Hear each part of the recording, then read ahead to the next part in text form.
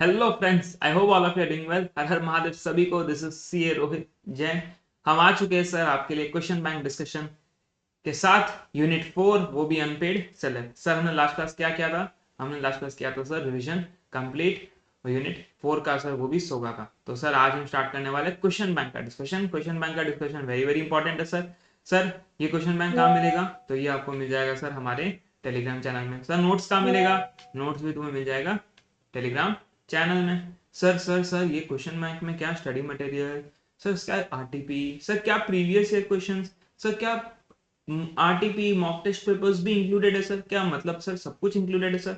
Answer is yes. इस question bank में सब कुछ इंक्लूडेड है। तो तुम्हें क्या करना है? सिर्फ और सिर्फ क्वेश्चन बैंक रेफर करना है। सर क्वेश्चन बैंक और नोट्स को एक साथ अगर पढ़ना है सर, तो सर बेस्ट टेक्निक बताइए क्या इसका? तो बेस्ट टेक्निक तुम्हें कुछ नहीं करना। तुम्हें क्वेश्चन बैंक में जो जो क्वेश्चंस हो रहे हैं उसे तुम्हें एग्जाम के दिन नहीं पढ़ना है। जो क्वेश्चंस में तुम अटक रहे हो, जिस क्वेश्चंस में तुम्हें डर लग रहा है सर, डर या डाउट हो रहा है, डाउट, तो उस क्वेश्चन में कौन से पॉइंट के वजह से तुम्हें डाउट हो रहा है, उस पॉइंट को मार्क करो और उसके साथ में एक नोट लिख दो कि इस पॉइंट का आंसर या इस पॉइंट का सोल्यूशन ये है। तो उससे क्या होगा सर? क्वेश्चन बैंक में तुमने क्वेश्चन ओपन किया, वो पॉइंट पढ़ा और तुम्हारा क्वेश्चन हो गया। That's it. तो तुम्हें वो मार्क कर देना है। या तो वो तुम क्वेश्चन बैंक में मार्क कर दो, या फिर तुम उसको नोट्स के साथ अटैच कर दो और जो उसका रेलेवेंट नोट है ना, रेलेवेंट नोट, वहीं पर उसका एक पॉइंट लिख दो कि भाई इस टाइप का क्वेश्चन आ सकता है, तो उसका आंसर ये होगा। क्लियर? तो या तो उसका नोट्स में अटैच कर दो या क्वेश्चन बैंक में उसको ठीक अपना एक पॉइंट ऐड करके कर दो। क्लियर? तो ये आपका एक ट्रिक है सर, किस हिसाब से हम क्वेश्चन बैंक और नोट्स का रिवीजन एक ही साथ कर सकते हैं एक ही दिन में। क्लियर? अब हम शुरू करते हैं सर।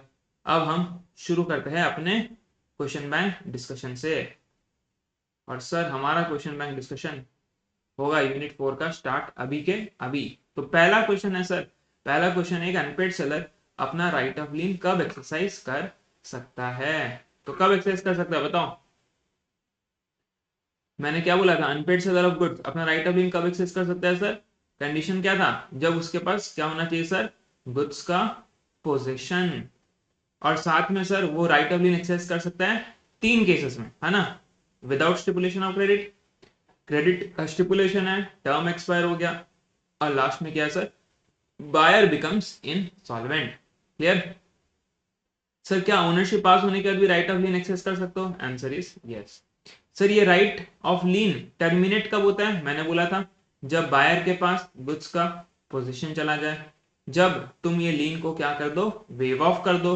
और सर लास्ट में क्या बोला? जब तुमने गुड्स डिलीवर कर दिया टू कैरियर या transporter without reserving the right of disposal. Sir can he exercise even after he obtained a degree? क्या कोर्ट से कोर्ट से ऑर्डर आ गया उसके बाद भी क्या राइट ऑफ लीन कंटिन्यू होगा? Answer is yes. कब तक कंटिन्यू होगा सर? जब तक सामने वाला बंदा हमें पैसा पैसा पैसा ना दे दे। ठीक है सर? वाह क्या बात है सर, बहुत इजी था। सर डी, मिस्टर डी ने गुड्स बेचा है मिस्टर ई को। कितने बेचा सर? 5 लाख रुपए में। और कितने दिनों के लिए? 15 दिन का क्रेडिट। डिलीवरी भी हो गया, डिलीवरी भी हो गया सर। मिस्टर ई ने पेमेंट के लिए रिफ्यूज कर दिया, तो सर इसका मतलब क्या हो गया? Mister D became a unpaid seller. तो पोजीशन क्या है सर? पोजीशन डी का पोजीशन है क्या? D is unpaid seller. अब मुझे बताओ अनपेड सेलर के राइट क्या है सर? सर दो तो बेसिक राइट्स है, sue for price, sue for interest. Sue for price, sue for interest. और अगर सामने वाला एक्सेप्ट ना करे तो फिर सर हम डैमेजेस भी क्लेम कर सकते हैं फॉर नॉन एक्सेप्टेंस। ठीक है? लेकिन तुम्हें यहाँ पे लिखना पड़ेगा उसके साथ कि स्यू फॉर प्राइस कर सकता है। क्यों? क्योंकि उसने पेमेंट नहीं किया। इंटरेस्ट के लिए भी स्यू कर सकता है, अगर कोई अग्रीमेंट नहीं है तो फिर उसे नोटिफाई करना पड़ेगा, और जिस दिन नोटिफाई किया सर वहां से इंटरेस्ट का कैलकुलेशन स्टार्ट होगा। तो लिखा हुआ है if there is no agreement, तो उस केस में सर उसे क्या करना पड़ेगा? इंटरेस्ट तो लेगा सर, लेकिन उसके लिए उसे नोटिफाई करना पड़ेगा। और इंटरेस्ट कब से चार्ज होगा sir? From such day as he may notify. ठीक है? From such day as he may notify. और फिर तुम डैमेजेस भी क्लेम कर सकते हो sir for non acceptance. Clear है? ये हो गया सर हमारा क्वेश्चन नंबर 2। क्वेश्चन नंबर 3 पे आते बच्चों। 200 बेल्स ऑफ क्लोथ बेचा है शाम को, उसमें से 100 तो लॉरी से, 100 रेलवे से। लॉरी वाला पैसा, सॉरी लॉरी वाला माल पहुंच गया सर, लेकिन जो रेलवे वाला माल है सर वो अभी तक नहीं पहुंचा, और सामने वाला बंदा हो जाता है बैंकरप्ट। बैंकरप्ट मतलब क्या होता है सर? बैंकरप्ट मतलब इनसॉल्वेंट। तो तुम क्या राइट ऑफ स्टॉपेज एक्सेस कर सकते हो? Answer is yes. हमने पढ़ा था सर कि राइट ऑफ स्टॉपेज एक्सेस करने के लिए गुड्स ट्रांजिट में होना चाहिए। तो जो 100 बिल्स है, 100 बिल्स वो तो ट्रांजिट में, उसका तो ये पार्ट डिलीवरी है सर, और ये पार्ट डिलीवरी यहाँ पर होल डिलीवरी नहीं माना जाएगा। तो जितना डिलीवरी नहीं हुआ, जितना ट्रांजिट में, उसके ऊपर हम गुड्स क्या बोलते हैं सर, उसके ऊपर हम राइट टू स्टॉपेज एक्सरसाइज कर सकते हैं। क्लियर है? कंडीशंस क्या था सर? सेलर के पास पोजीशन नहीं होना चाहिए, गुड्स ट्रांजिट में होना चाहिए, बायर इंसॉल्वेंट होना चाहिए, सब्जेक्ट टू प्रोविजन। तो इस केस में 100 बिल्स के ऊपर हम अपना राइट क्या बोलते हैं, राइट यूज कर सकते हैं। अब सर तुमने कार बेचा है 75,000 में, सूरज ने कार बेचा है सोहन को कितने में? 75 में। सोहन सोहन ने पेमेंट कर दिया बच्चों 25,000 का, 25,000 का पेमेंट हो गया, 50,000 का पेमेंट बाकी है। उसने प्रॉमिस किया 1 महीने में पे कर दूंगा, लेकिन फिर उसने रिमेनिंग अमाउंट नहीं दिया, चाहे कोई भी रीजन हो, रिमेनिंग अमाउंट नहीं दिया। Advice Suraj as to what remedies available to, मुझे बताओ सूरज, सूरज कौन हो गया सर? Unpaid seller. तो पहले अनपेड सेलर के बारे में लिख देना। फिर यहां पर लिखना सर अनपेड सेलर के पास दो तरह का राइट्स होता है, right over goods, right over goods और right against buyer personally. Sir goods के ऊपर तो राइट टू एक्सेस कर नहीं सकते, क्यों? क्योंकि गुड्स का पोजीशन नहीं है। अब तो बचा क्या सर? Right against buyer. तो राइट अगेंस्ट बायर का पॉइंट लिखना है। सर बायर के अगेंस्ट क्या क्या राइट है? बेसिकली सर इंपॉर्टेंट ऐसे देखा जाए तो ऐसे तो 4 राइट है सर, लेकिन उसमें से 2 इंपॉर्टेंट है सर। स्यू फॉर प्राइस, कितना प्राइस सर? 50,000, क्योंकि रिमेनिंग बाकी है 50,000। And second sue for interest, sir interest कितना, किस पे चार्ज होगा? 50,000 पे। किस रेट पे? रेट मेंशन नहीं है, तो जो रेट कोर्ट डिसाइड करेगा। और लास्ट में सर यहाँ पर अब तुम्हारा इंस्टीट्यूट यहाँ पर कहता है भाई कि ये जो सूट है, सूट फाइल करने का जो खर्चा है, खर्चा वो भी वो रिकवर कर सकता है। ये इंस्टीट्यूट ने अपने आंसर में कहा, लेकिन उनके स्टडी मटेरियल में नहीं लिखा हुआ। तो तुम चाहो तो लिख भी सकते हो, और नहीं लिखोगे तो भी चलेगा, it's up to you. Clear है? तो लेकिन 2 पॉइंट लिखना है, suit for price, suit for interest. Non acceptance वाला पॉइंट यहाँ पर आएगा नहीं, क्यों? क्योंकि उसने गुड्स एक्सेप्ट कर लिया था, तो इसलिए वो पॉइंट आएगा नहीं। 2 पॉइंट लिख लेना, suit for interest, suit for price. और अगर डैमेजेस वाला पॉइंट लिखना भी चाहो नॉन एक्सेप्टेंस वाला, तो लिख सकते हो, बट नॉट रेलेवेंट। 2 इंपॉर्टेंट है, suit for price 50,000 and suit for interest on such 50,000। ठीक है? और ये इंटरेस्ट क्या होगा सर? जिस जो रेट कोर्ट डिसाइड करेगा। और इंटरेस्ट कब से चार्ज होगा? तो जिस दिन तुमने नोटिफाई किया। क्लियर?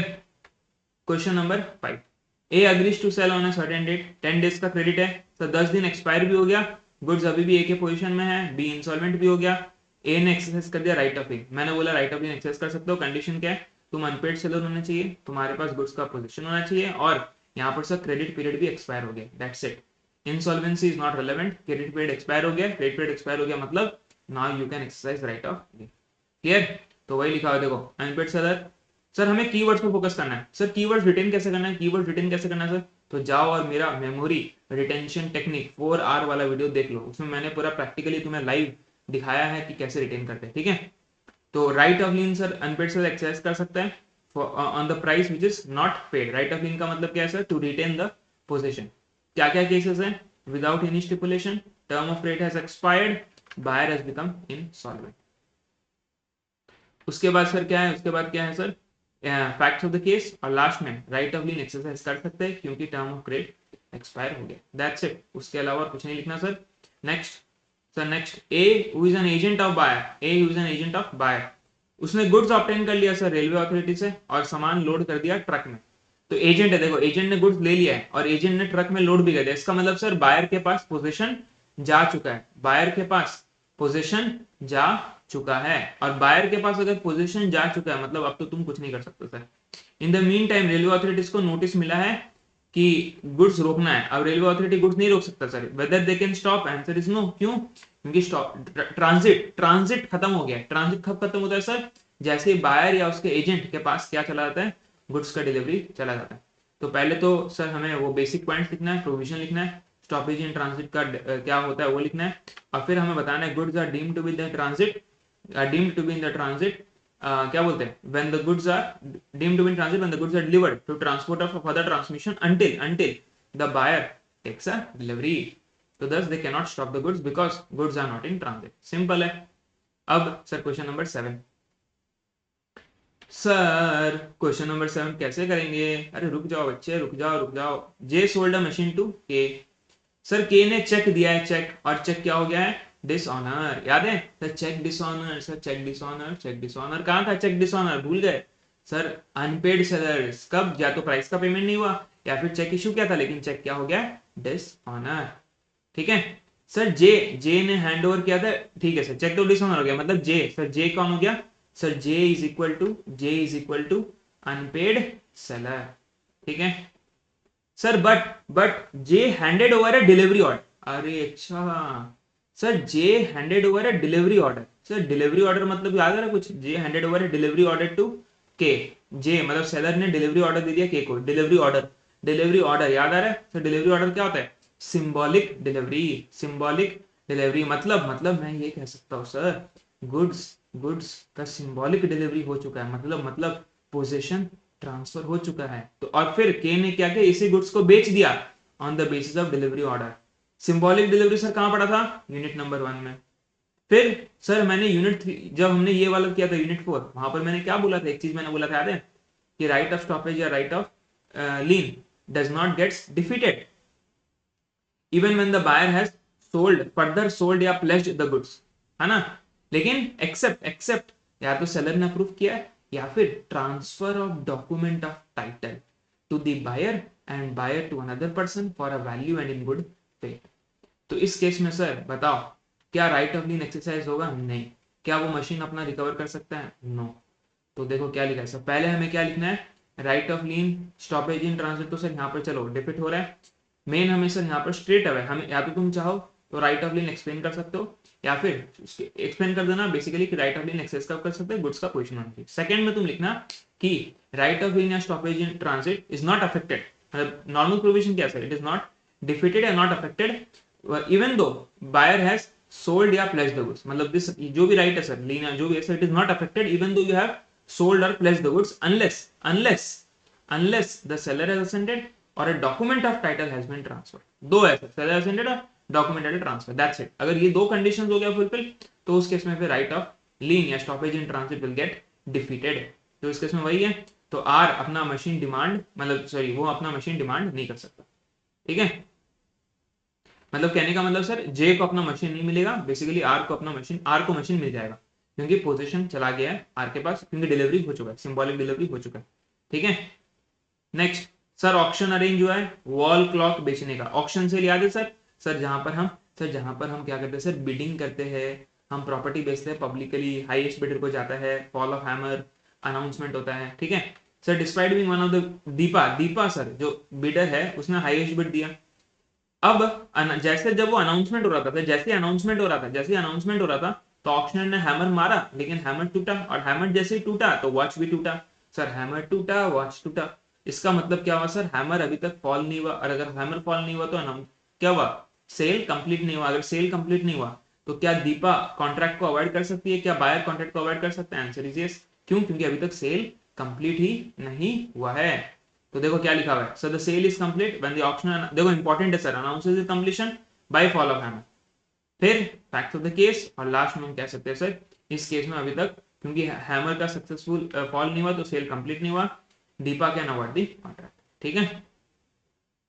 नेक्स्ट सर 500 बैग का गेहूं ए ने दिया है सीडी को, ए बी ने दिया है सीडी को 450 का तो रोड ट्रांसपोर्ट से, रिमेनिंग 50 सीडी ने खुद ले लिया, तो 450 जाने वाला है बाय रोड। अब डिलीवरी लेने से पहले सीडी हो जाता है बैंकक्रप्ट, और ए बी क्या करता है, गुड्स को रोक देता है इन ट्रांजिट। रोक सकता है सर, आंसर इज यस, रोक सकता है, कोई प्रॉब्लम नहीं है। क्या ऑफिशियल रिसीवर को बैग्स मिलेगा? आंसर इज नो, क्योंकि गुड्स क्या है, ट्रांजिट में। सामने वाला बैंकक्रप्ट भी हो गया, गुड्स ट्रांजिट में भी है, सेलर के पास पोजीशन भी नहीं है, तो right of stoppage in transit तुम एक्सरसाइज कर सकते हो, तो सामने वाले को बैग्स नहीं मिलेगा। क्लियर है? इसका आंसर भी सर वही, देखो सर सारे आंसर वही है सर, सब में same point sir, same points repeat हो रहे हैं, सेम पॉइंट्स, कुछ नया नहीं है sir, not a new thing for you.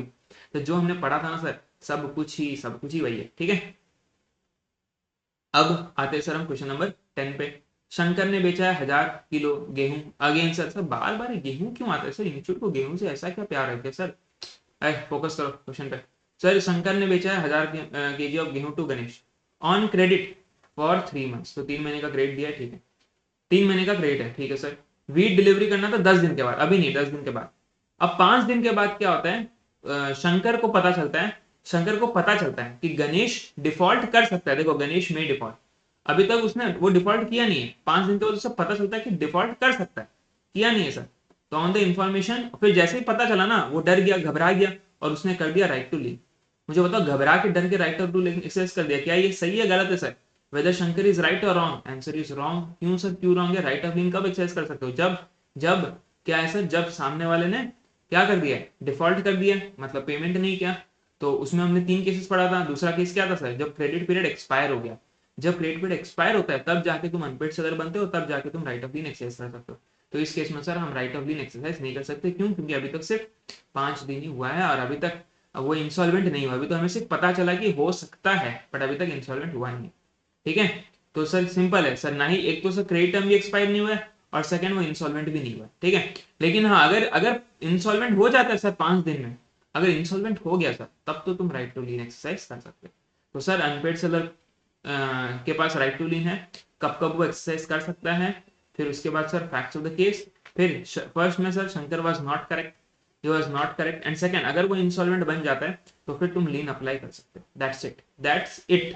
बस यही है तुम्हारे कीवर्ड, लिखोगे मार्क्स मिल जाएगा। That's it. आगे चले सर, क्वेश्चन नंबर 11। अगर तुम्हें याद है, seller is ready and willing to deliver but buyer refuses to accept the delivery, याद है? तो फिर बायर लायबल होगा सर लॉस के लिए as well as custodial charges के लिए। तो देखो, सेलर रेडी भी है, विलिंग भी है, लेकिन बायर जो है सर, बायर चोपटा कहेंगे, एक नंबर का डिलीवरी लेता नहीं है और रिफ्यूज कर देता है। तो फिर बायर लायबल होगा सर सेलर को। ये तो सर हमने पढ़ लिया था सर। अरे इसमें तो क्या ही है सर, ये तो हमें भी आता है। आप कुछ नया बताइए हमें। सुनो सुनो sir, what is the remedy available to seller? What is the remedy available to seller if the dues were not settled and are pending? Sir फिर से पढ़ो, तो सेलर के पास क्या रेमेडीज है अगर ड्यूज सेटल्ड नहीं है और पेंडिंग नहीं। पेंडिंग इसका मतलब सर अनपेड सेलर का दो राइट है, राइट ओवर गुड्स एंड क्या बोलते हैं सर, राइट अगेंस्ट बायर। तो अब इस केस में सर क्या हो जाएगा, मुझे बताओ रेमेडी क्या है सर? वो बायर के अगेंस्ट क्या कर सकता है सर? स्यू, मतलब बायर के अगेंस्ट सर केस फाइल कर सकता है। सर बायर के अगेंस्ट केस फाइल कर सकता है। तो हमने पढ़ा था स्यू फॉर प्राइस कि अगर मान लो तुमने कोई कॉन्ट्रैक्ट ऑफ सेल किया और बायर ने सर रिफ्यूजेस या नेग्लेक्ट्स टू पे द प्राइस, तो उस केस में सर आप स्यू कर सकते हो for recovery of such amount. ठीक है, देखो, if the price is not settled तो फिर अनपेड सेलर माना जाएगा और rights against buyer personally enforce कर सकता है, sue for price. So contract of sale हो, अग्रीमेंट ऑफ सेल हो, बायर नेग्लेक्ट्स और रिफ्यूजेस, हाँ अगर अग्रीमेंट टू सेल में भी है और price is payable on a certain day और फिर बायर ने पेमेंट नहीं किया, तो उस केस में भी तुम स्यू कर सकते हो for recovery of price. Clear है? क्वेश्चन नंबर 12 पे आते हैं sir. Sir PTC hotels in Bombay, ये ऑप्शन सेल है sir, decided to sell their furniture. Sir option मान लो सर, ये पीटीसी सर अपना फर्नीचर कराने वाला है ऑक्शन, और ऑक्शनर कौन है सर? ऑक्शनर है आरएनएन एसोसिएट्स। आज देखना ऑक्शनर कौन है सर? RNN associates. सर उन्होंने इनवाइट किया। अब देखो important point, right to bid was not notified. देखो अभी तक राइट टू बिड तुमने नोटिफाई नहीं किया, मतलब जो सेलर पीटीसी होटल, उन्होंने अपना राइट टू बिड नोटिफाई नहीं किया। मतलब कहने का मतलब सर, या पीटीसी होटल बिडिंग नहीं कर सकता, ना ही उसके एजेंट बिडिंग कर सकता है। क्यों? क्योंकि अभी तक उन्होंने नोटिफाई नहीं किया। हमने पढ़ा था it must be expressly reserve या एक्सप्रेसली नोटिफाइड, अभी तक वो नहीं हुआ sir. It was decided that for every lot there will be a reserve price. ठीक है, फिर स्पेशल लॉट ऑफ फर्नीचर है, उसके लिए 3 पार्टीज आते हैं बिडिंग करने के लिए, नील, राज और देव। हाईएस्ट बिडर कौन है सर? देव। तो टेक्निकली सर ये टेक्निकली देखा जाए तो सर ये फर्नीचर किसको जाना चाहिए? देव को। टेक्निकली देव को जाना चाहिए क्योंकि ये तो 3 बिडर्स है, हाईएस्ट बिडर को जाना चाहिए। और सर राइट टू रिजर्व ना ही एक्सप्रेसली रिजर्व था और ना ही उन्होंने कुछ ऐसा क्या बोलते हैं नोटिफाई करके रखा था। तो उस केस में मतलब सिंपल है, पीटीसी होटल का एजेंट, जो पीटीसी है उसके एजेंट तो बिडिंग नहीं कर सकते। और नील, राज एंड देव कौन है सर? देर इंडिपेंडेंट पर्सन, वो किसी के एजेंट नहीं है। तो हाईएस्ट बिडर कौन है? 6.1 देव को जाना चाहिए, लेकिन उन्होंने क्या किया सर? सेल कंप्लीट कर दिया इन फेवर ऑफ नील। और रीजन क्या देते हैं? देव का, देखो देव का बिड उन्होंने रिजेक्ट की भी कर दिया। रिजेक्ट क्यों करता है? कि right to bid was reserve. मुझे बताओ राइट टू बिड कहाँ रिजर्व था? क्या राइट टू बिड उन्होंने बोला था कि हम देव का बिडिंग एक्सेप्ट नहीं करेंगे? क्या बोला था? नहीं। तो राइट टू बिड तो रिजर्व ही नहीं था ना सर। और अगर रिजर्व करते हो तो एक्सप्रेसली करो ना, एक्सप्रेसली मतलब बोल के करो। And company was not invited, कहाँ लिखा हुआ है कंपनी वाज नॉट इनवाइटेड? तो कहाँ ऊपर लिखा हुआ है कंपनी वाज नॉट इनवाइटेड? ये तो गलत है ना? तो फिर सर राइट टू बिड तुमने रिजर्व तो किया लेकिन एक्सप्रेसली नहीं किया ना। अगर एक्सप्रेसली नहीं किया तो तुम्हारा जस्टिफिकेशन गलत है। तो ये सेल जो तुमने किया है कंप्लीट इन फेवर ऑफ नील, ये गलत है सर, ये अनलॉफुल है, ये पूरा का पूरा अनलॉफुल है। फॉर अनदर, अब आते हैं सर दूसरे furniture, Italian. Sir Italian pasta सुना है, इटालियन फर्नीचर क्या होता है? अच्छा, इटालियन पास्ता सुना है ना, अब इटालियन फर्नीचर सुनो, ठीक है? ज्यादा पास्ता मत करो। मिस्टर धीर को हमने फर्नीचर बेचा है, सॉरी मिस्टर धीर ने बिडिंग किया सर, कितने का? 15 लाख का। मधु ने भी बिडिंग किया सर, मधु मधु वो क्या नाम है सर, मधु मधु मधु ने बिडिंग किया कितना? 15.2 लाख का। तो सर हाईएस्ट बिडर कौन है? मधु। तो टेक्निकली सर ये इटालियन फर्नीचर किसको जाना चाहिए? मिस्टर मधु। ये तो हमने पढ़ा था सर, लेकिन लेकिन क्वेश्चन देखो क्या लिखता है, Madhu on behalf of Aryan Associates. मतलब क्या है सर? मधु ऑन बिहाफ, मतलब मधु कौन है सर? मधु कौन है? मधु है ऑक्शनर का एजेंट। मैंने बोला था या तो तुम मान लो किसका सर, या तो सेलर का एजेंट या फिर ऑक्शनर, या फिर ऑक्शनर का एजेंट, कोई भी भाई बंधु। अगर वो लोग बिडिंग करते हैं सर, तो फिर वो बिडिंग तुम्हें नोटिफाई करना पड़ेगा। जब तुम नोटिफाई करोगे तो भी लॉफुल माना जाएगा, नहीं तो फिर वो फ्रॉडुलेंट है, प्रिटेंडेड बिडिंग है, कॉन्ट्रैक्ट इज वॉइडेबल। तो इस केस में, और इस केस में तो सर एक्चुअल में ये किसको जाना चाहिए? धीर को जाना चाहिए, धीर। ठीक है, और सेल इन्होंने कंप्लीट भी किया धीर के फेवर में। इसका मतलब सर ये सेल तो करेक्ट, क्योंकि धीर के फेवर में ही जाना चाहिए था, धीर के फेवर में ही कंप्लीट किया, लॉफुल है। अब तुम्हें बताना है, तो तुम्हें यहाँ 2 पॉइंट लिखना है, एक तो right to bid express reserve और नोटिफाई वाला पॉइंट, दोनों पॉइंट लिखना है। प्लस जनरल पॉइंट लिखना है कि कंप्लीट लॉट्स में हुआ तो क्या होगा, उसके बाद फिर अगर लॉट्स में हुआ तो क्या होगा, ऑप्शन सेल का डेफिनेशन लिखना है।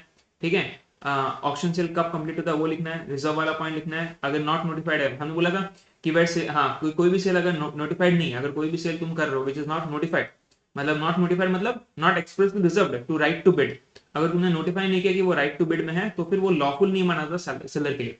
मतलब सेलर खुद या वो किसी और को भी एम्प्लॉय नहीं कर सकता, या ऑप्शनल भी उसका सेल नहीं ले सकता। तो उस केस में सर क्या माना जाएगा? Any sale shall be treated as problem. मतलब सिंपल है, अगर तुमने नोटिफाई नहीं किया कि तुम या तुम्हारे एजेंट या ऑप्शनर का कोई एजेंट बैठ रहा है, तो उस केस में सर वो लॉफुल नहीं है उस पर्सन को वो मतलब क्या बोलते हैं गुड्स बेचना, और ऐसा अगर तुमने बेच दिया तो वो फ्रॉडुलेंट माना जाएगा। सर रिजर्व्ड प्राइस मैंने बोला था, इसको नोटिफाइड रिजर्व प्राइस तो हमने बोला बेस प्राइस। ठीक है, अब फर्स्ट केस में ऑप्शन सेल अनलॉफुल है, सेकंड केस में ऑप्शन सेल लॉफुल है माना जाएगा। क्लियर है? तो सर ये आंसर इंस्टीट्यूट ने बहुत अच्छे से लिखा है, तुम्हें अच्छे से लिखना है सर, ऑप्शन का डेफिनेशन लिखना ना। नोट्स में मैंने ये सारा पॉइंट दिया, लॉट्स वाला पॉइंट भी दे दिया, रिजर्व वाला भी दिया है। अगर सेल नोटिफाइड नहीं है सेलर से, तो फिर वो सेल क्या माना जाएगा? तो फिर तुम उसको सेल कर नहीं सकते, और अगर तुमने सेल कर दिया तो फ्रॉडुलेंट, सेल कर नहीं सकते और अगर कर दिया तो फ्रॉडुलेंट, अनलॉफुल। ठीक है, तो इसलिए सिंपल है सर, अगर सेलर बैठना चाहता है या सेलर का कोई एजेंट बैठना चाहता है या ऑप्शनर का एजेंट कोई बैठना चाहता है, तो भाई तुम्हें नोटिफाई करना पड़ेगा, तभी जाके वो सेल लॉफुल माना जाएगा। तुमने नोटिफाई नहीं किया तो फिर वो तुमको प्रॉपर्टी मतलब गुड्स सेल नहीं होगा, और अगर सेल हो गया तो वो अनलॉफुल माना जाएगा। ठीक है सर, बायर का राइट्स क्या है सेलर के अगेंस्ट, ये तो हमने पढ़ लिया था सर। सर वो क्या कर सकता है? Sue for specific performance. Sir non delivery के लिए डैमेजेस मांग सकता है, रेपुटेशन कर सकता है, ब्रीच ऑफ वारंटी कर सकता है, स्यू फॉर इंटरेस्ट कर सकता है। 5 पॉइंट्स तो हमने पढ़ लिया। सर ऑप्शन सेल कब हुआ था? 7 मार्च। ठीक है सर, 7 मार्च। सो ऑप्शन सेल कंप्लीट हो गया 7 मार्च। सर पेमेंट हुआ 8 तारीख को, डिलीवरी हुआ 10 तारीख को। पेमेंट हुआ 8 तारीख को, डिलीवरी हुआ 10 तारीख को। तो मुझे बताओ ऑप्शन सेल कंप्लीट कब हुआ? हमने बोला था, मैंने तुम्हें ऑप्शन सेल पढ़ाया तो पहले ही बोला था, पेमेंट और डिलीवरी से कोई लेना देना नहीं है।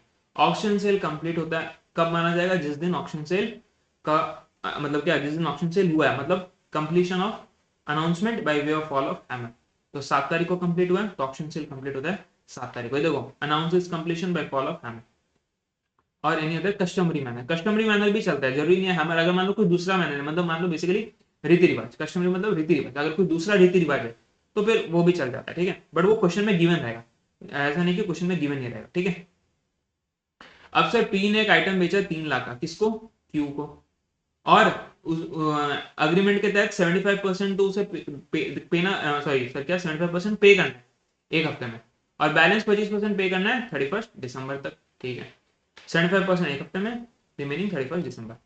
एजेंट अपॉइंट किया, एजेंट ने डिलीवरी भी ले लिया और पेमेंट भी कर दिया पहला इंस्टॉल, मतलब 75% पे भी कर दिया, 2,80,000 ट्रांसफर भी कर दिया 18 तारीख, मतलब 1 हफ्ते में कर दिया, क्योंकि विद इन अ वीक, तो 5 दिन में ही हो गया। ठीक है सर, ये तो हो गया, कोई प्रॉब्लम, इसके ऊपर तो तुम कुछ नहीं कर सकते, पेमेंट हो गया। लेकिन फिर क्यू क्या करता है सर? क्यू पेमेंट नहीं कर पाता सेकंड इंस्टॉलमेंट, कितने का? 25% का, टिल 31 दिसंबर। टाइम लिमिट क्या था? 31 दिसंबर। तुमने पेमेंट नहीं किया, मतलब सेलर क्या बन जाता है? Unpaid seller. अब मुझे बताओ क्या राइट ऑफ लीन एक्सरसाइज होगा? सर क्या राइट ऑफ लीन एक्सरसाइज होगा? Answer is yes. तो whether P is justified in exercising right of lien for 20,000, answer is yes. हमने पढ़ा था सर राइट ऑफ लीन के लिए क्या होना चाहिए? पोजीशन होना चाहिए प्लस अनपेड, और अनपेड मतलब sir whole of the price, मतलब अगर 1 रुपए भी पे नहीं हुआ तो फिर then also you become unpaid seller. और यहाँ पर सर टर्म ऑफ क्रेडिट कब था? 31 दिसंबर, और वो एक्सपायर हो चुका है। ठीक है, तो देखो क्या लिखा है, सबसे पहले हमें लिखना है सर अनपेड सेलर कौन है वो एक पॉइंट लिख देना। फिर लिखना कि अनपेड सेलर जो है सर वो राइट ऑफ लीन एक्सरसाइज कर सकता है। राइट ऑफ लीन का मतलब क्या है? To retain the position of the goods when the price is not paid until the payment of price. ठीक है, right to return right to return the position and deliver नहीं करना until the price is paid. ठीक है, right to return the position until the price is paid. Sir कब कब exercise कर सकते हैं? अगेन वो 3 केसेस, और लास्ट में sir facts of the case, और फिर कंक्लूजन में क्या लिखा है कि क्यों इवन दो अनपेड 20,000 हो चाहे 20 रुपए चाहे 2 रुपए हो सर, तुम राइट ऑफ लीन एक्सरसाइज कर सकते हो लीगली। क्लियर है? Next sir again option sell, ये वाला क्वेश्चन तो सर तुम कर लेना। क्या ये बताओ इस क्वेश्चन में? ऑप्शन सेल है, वही है सर। देखो क्या ऑप्शन सेल तुमने किया, ऑप्शन सेल कंप्लीट कब होगा? जब वो टेप ऑप्शन मतलब क्या बोलते हैं हैमर हिट करेगा और अनाउंसमेंट करेगा। अनाउंसमेंट क्या? You are the highest bidder, ये वाला अनाउंसमेंट होगा प्लस टेबल में हिट होगा हैमर। ठीक है, अब क्या होता है सर? बिडिंग स्टार्ट होता है, हैमर तो हिट होता है लेकिन अनाउंसमेंट नहीं हुआ। अनाउंसमेंट नहीं हुआ, फिर बाद में पता चलता है कि मार्केट प्राइस बढ़ गया। मुझे बताओ अनाउंसमेंट नहीं हुआ मतलब सेल नहीं हुआ। अगर सेल नहीं हुआ तो मुझे बताओ क्या बायर फोर्स कर सकता है क्या? नहीं, क्योंकि सेल ही नहीं हुआ। तो बस वही लिखा हुआ sir, discuss the validity of L claim. L कौन है? एल कौन है सर? बायर। और बायर देखो क्या बोल रहा है, बायर बोल रहा है auction is bound to sell. Auction is bound to sell, मुझे बताओ क्या auction is bound to sell? Answer is no, क्योंकि सेल अभी तक कंप्लीट ही नहीं हुआ। सर सेल कब कंप्लीट होगा? Announcement completion of announcement by way of completion by way of fall of hammer. ठीक है, तो जब तक तुम अनाउंसमेंट कंप्लीट नहीं करते बाय फॉल ऑफ हैमर तब तक सेल कंप्लीट नहीं होता। तो एल का जो क्लेम है सर वो वैलिड नहीं। Sir question 17 again sir theory points, option sell का विद और विदाउट नोटिफिकेशन क्या होगा? Retract from bid. देखो अगर सेलर बिड करता है विद नोटिफिकेशन मतलब सर अगर रिजर्व्ड है, अगर क्या है रिजर्व्ड है तो क्या होगा सर? विदाउट नोटिफिकेशन मतलब मैंने बोला अगर तुम कोई क्या बोल रहे हो सर, अगर कोई भी सेल है विच इज नॉट मतलब विच इज नॉट नोटिफाइड, ठीक है कि दैट इट इज कि वो राइट टू बिड वहां पर है, अगर कोई भी सेल हो रहा है sir without expressly reserving the right to bid या विदाउट नोटिफाइंग, और अगर वो तुम सेल कर देते हो तो फिर such sales are treated as unlawful, और ये सेल क्या माना जाएगा? फ्रॉडुलेंट माना जाएगा।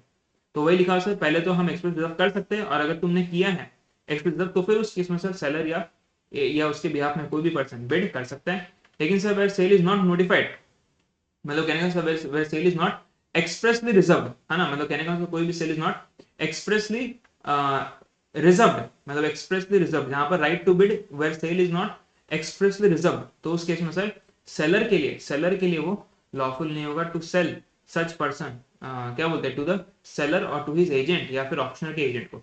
ठीक है, मतलब वो बिडिंग में बैठ नहीं सकता, और अगर ऐसा सेल हो गया तो फिर वो अनलॉफुल माना जाएगा, फ्रॉडुलेंट माना जाएगा।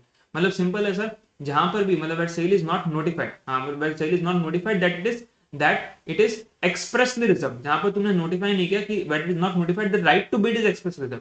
देखो where sale is not notified that a right to bid is expressly reserve, जहां तुमने नोटिफाई नहीं किया कि right to bid expressly reserve है, जहां तुम नोटिफाई नहीं किया तो उस केस में फिर ना तो सेलर ना उसका एजेंट ना ऑक्शनर ना उसका एजेंट वो बिड नहीं कर सकते, और अगर उन्होंने बिडिंग कर दिया तो फ्रॉडुलेंट माना जाएगा। क्लियर है? फ्रॉडुलेंट माना जाएगा। रिट्रैक्ट तुम कर सकते हो जब तक अनाउंसमेंट हुआ नहीं, प्रिटेंड बिडिंग होगा तो sale becomes voidable. Sir rights of unpaid seller ये हमने ऑलरेडी कर दिया है। राइट्स ऑफ अनपेड सेलर क्या है? अगेंस्ट गुड, वो 3 राइट्स, इजी है, nothing special. Sir rights of unpaid seller in context to resale, resale का हमने सारा पॉइंट्स पढ़ा था। पेरिशेबल होगा तो क्या होगा, अगर right to resale expressly mention है तो क्या होगा, है ना।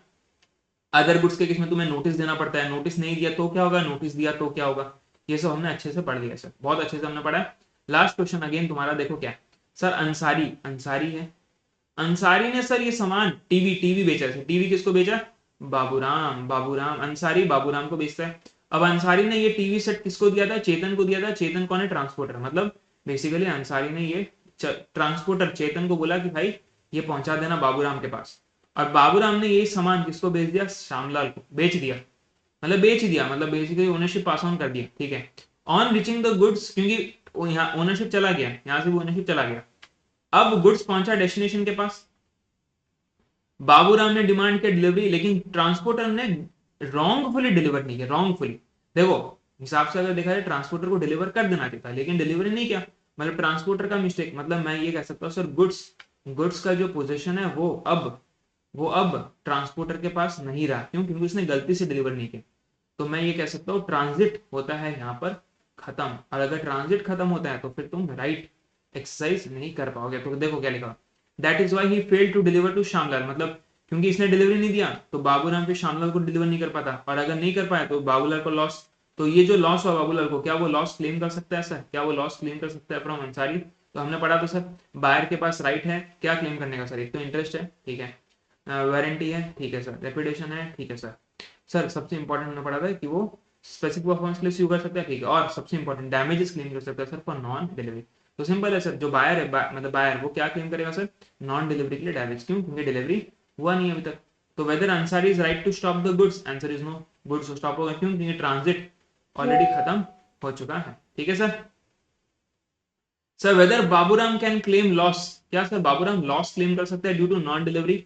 मुझे बताओ, बाबूराम लॉस क्लेम कर सकता है, मतलब बाबूराम कौन है सर? बायर। क्या बायर लॉस क्लेम कर सकता है सेलर से फॉर नॉन डिलीवरी? तो हमने पढ़ा था तुम डैमेजेस क्लेम कर सकते हो for non delivery. For non delivery हमने पढ़ा था अगर सेलर रिफ्यूजेस या neglect to deliver the good तो उसके बायर के पास कुछ राइट्स है, और उसमें से एक राइट क्या है? To claim damages for non delivery. तो उस केस में तुम क्लेम कर सकते हो। तो वही लिखा देखो एज पर सेक्शन 57, जहाँ wherever मतलब wherever क्या था? seller fails to deliver या refuses to deliver, तो फिर buyer can sue seller for damages on account of non delivery, ठीक है। तो सर हमारा क्वेश्चन बैंक यूनिट 4 का होता है यहाँ पर खत्म, ठीक है। आई होप बच्चों आप लोग को ये क्वेश्चन बैंक का डिस्कशन अच्छा लगा होगा, आपने अच्छे से देखा होगा। अब सर हम यहाँ पर करते डिस्कशन खत्म। क्वेश्चन बैंक तुम्हें मिल जाएगा टेलीग्राम में, ये वीडियो तुम्हें मिल जाएगा यूट्यूब में, इवन इंस्टा में भी तुम्हें इसका लिंक मिल जाएगा। तुम वो लिंक मेरे इंस्टा चैनल में जाके, इंस्टा चैनल का नाम कैसे बता दीजिए, तो CA_रोहित करके है, CA_रोहित, तो वो इंस्टा चैनल में जाके भी तुम चेक कर सकते हो, ठीक है। तो मिलते हैं सर हम नेक्स्ट रिवीजन के साथ। हमारा सोगा का रिवीजन विद क्वेश्चन बैंक खत्म। अब हम शुरू करेंगे सर नेक्स्ट चैप्टर, या तो सर पार्टनरशिप से स्टार्ट करेंगे या कंपनी से, प्रोबेबली हम पार्टनरशिप से स्टार्ट करेंगे, ठीक है। तो मिलते हैं हम नेक्स्ट सेशन पे। चलो have a good day, bye bye.